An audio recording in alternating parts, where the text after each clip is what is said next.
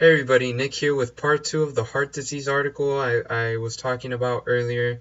Part 1 basically went about the fact that pointing out that inflammation in the artery walls is the damaging thing and causing the heart disease increase in people compared to the previous thought that high cholesterol and cholesterol buildup in the artery walls was the only thing really causing heart disease, and in that case they were giving statin drugs and lowering intake of cholesterol as well. But things have led to the inflammation being the main cause because people are still suffering from heart disease and at an increased rate, and they're wondering why when 25% of people are taking these medications of statin drugs and low-fat diets. So to just talk about where we left off, I mentioned omega-6. Omega-6 is a bad type of thing that we consume. It is a ratio, really. Omega-6, omega-3, maybe that's why you hear. But omega-6 is found in vegetable oils like soybean, corn, and sunflower oil, and lots of processed foods. Yeah.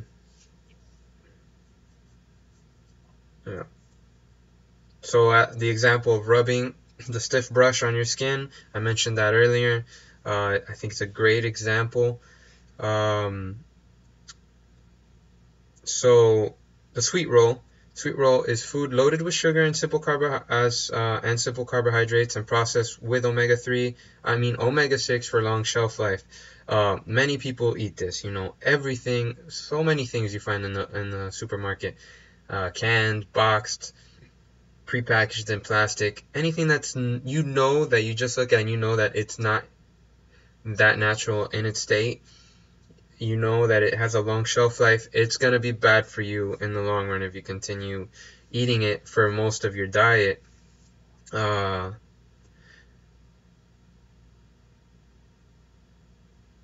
go on to talk about diabetes and how that goes to happen. The fact that when you eat a lot of sugar, you have insulin receptors on your cells that are activated with the insulin release to get that sugar into your cells. Now, if you have too much sugar, your cells are going to be oversaturated. They're not going to want that sugar, and in the long run, that high blood sugar continues, and the increase in insulin released continues, leading to a lack of effectiveness of the insulin, causing type 2 diabetes in the long run.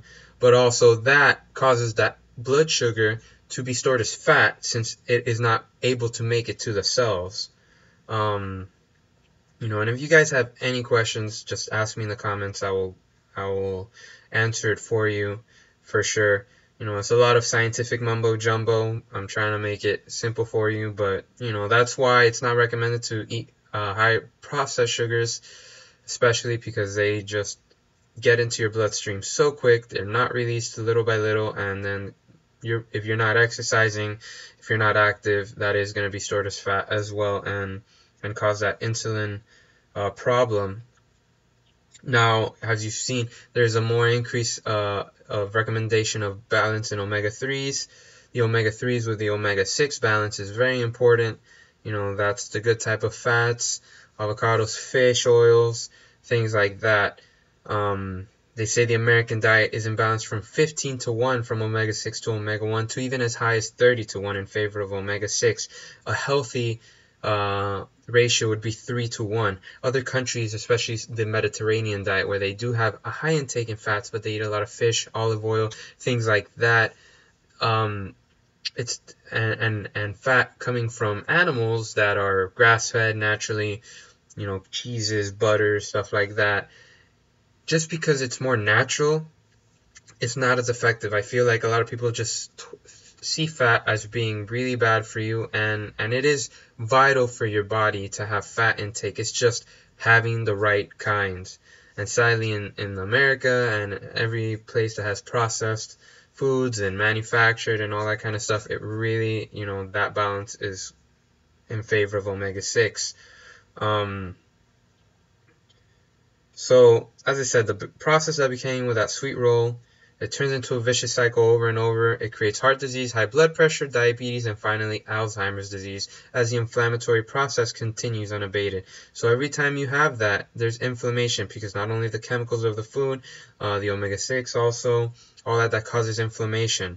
No escaping the fact that we consume prepared and processed foods. The more we trip the inflammation switch little by little each day, the human body cannot process, nor was it designed to consume, foods packed with sugar and soaked in omega-6. So, just read it. I just want to finish off with the fact that they recommend choose whole foods that your grandmother would choose, foods that aren't in your grocery aisles filled with manufactured goods. Try and get food that is closest to the natural state as possible. Doesn't mean it has to be super low fat. Just choose the right fats, obviously. Consume more protein. A lot of people just eat a lot of simple sugars. They'll eat a bag of chips, pastries, white bread, white pasta, many things on the go. They're just bad for you. But, I just wanted to read this article, give it out to you guys. Sorry that it went a little long. I hope you guys watch it. And yeah, also recommended in the video, exercise.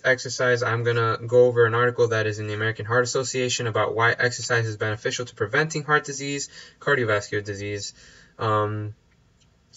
why it helps fighting against it, because I felt that it goes really good hand in hand with this article that is more focused on dietary needs and medication. Even though they recommend exercising, they didn't really go in depth and why it helps and all this stuff. So be on the lookout for that article review in hand, and you guys just have a fit and healthy day and make some good decisions. All right, till next